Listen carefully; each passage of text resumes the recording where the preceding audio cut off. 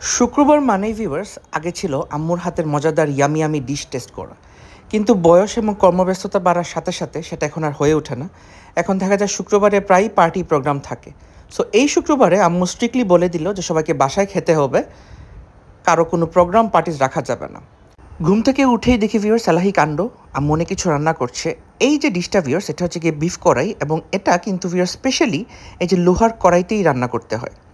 এটা actually viewers দীর্ঘক্ষণ marination করার পরে কিছু স্পেশাল মশলা দিয়ে তারপর খুব স্লো কুক করতে হয়, এবং লোহার কড়াইতেই করলে জিনিসটার টেস্ট ভালো আসে।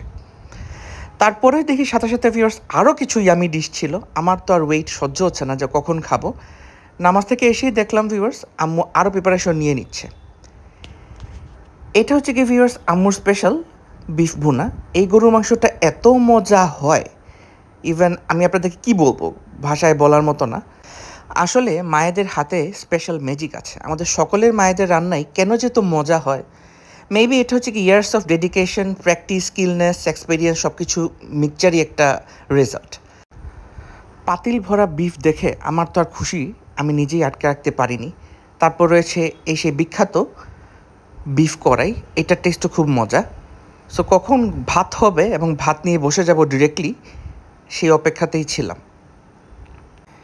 এটা অ্যাকচুয়ালি টেম্পারেচার কমিয়ে যত স্লো কুক করা হবে, একটু ঢেকে রেখে এবং স্পাইসেস ইউজ করা হবে, তত বেশি মজা হয়।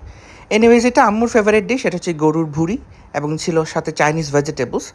গরুর ভুঁড়ি অ্যাকচুয়ালি আমি একবারেই পছন্দ করি না, সো গরুর ভুঁড়ি দিকে আমার কোনো নজর নাই। এটা হচ্ছে গিয়ে কচু, আমাদের বাসার পিছনে কিছু খালি জায়গায় কচু হয়, এবং এই সেই বিখ্যাত বিফ ভুনা যা একটু আগে আপনারা চুলায় দেখেছেন। সো গরম ভাতের সাথে ভিউয়ার্স এই বিফ ভুনা এত ইয়ামি ছিল।